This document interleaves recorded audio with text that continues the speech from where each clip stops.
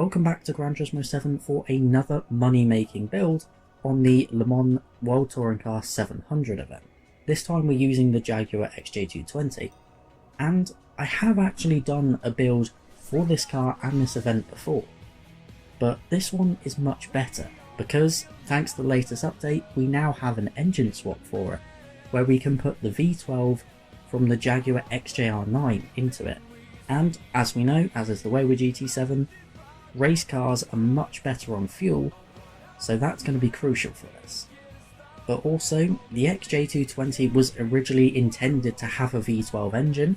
The XJR-9 that we've taken the engine from won its class at Le Mans and overall, and this event is at Le Mans. It's all very poetic, it's all very fitting, so let's get on with it.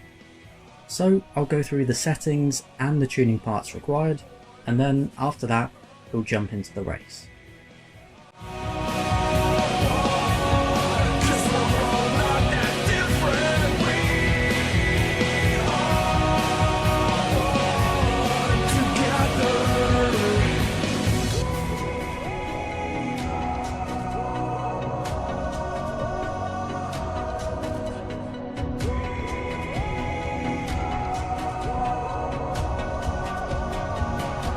Whenever you think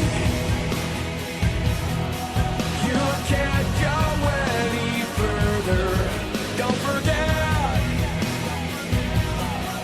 you are the only one.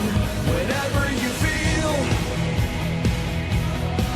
that everything is a lie, don't believe you are the only one.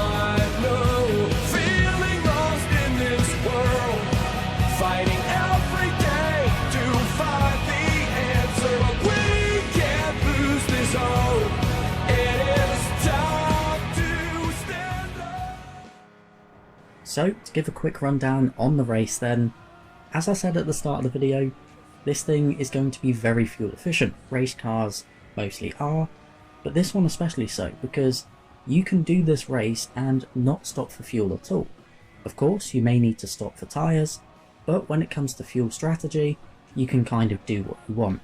I chose to leave it at the leanest possible at the start and just blast through the AI, and then put it all the way up to 6 and just kind of cruise from there. Even on the most fuel efficient map, it's still doing over 190 miles an hour on the straights, so you're going to be pulling a gap on the AI, no problem. But speaking of the AI, of course, try not to hit them, but that is more important now because I think the event has changed.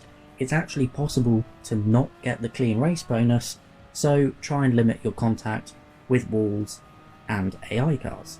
It's not going to immediately get rid of it if you do make 1 or 2 contacts, but of course keep them as infrequent and as light as possible if you can. And of course, I should have mentioned this at the start, but if this is the first time you've been introduced to this event, with that clean race bonus for this 30-minute race, you will get 825,000 credits, so 1.65 million in an hour. But getting back to the XJ220, it is practically perfect for this event. It has the straight line speed, it has the fuel efficiency, and it's really good in the corners. Even in its stock form, it's very stable, it hardly oversteers, so if you do get caught out with a bit of rain, provided you're on the right tyres, you will be absolutely fine. And it also doesn't go through its tyres too quickly.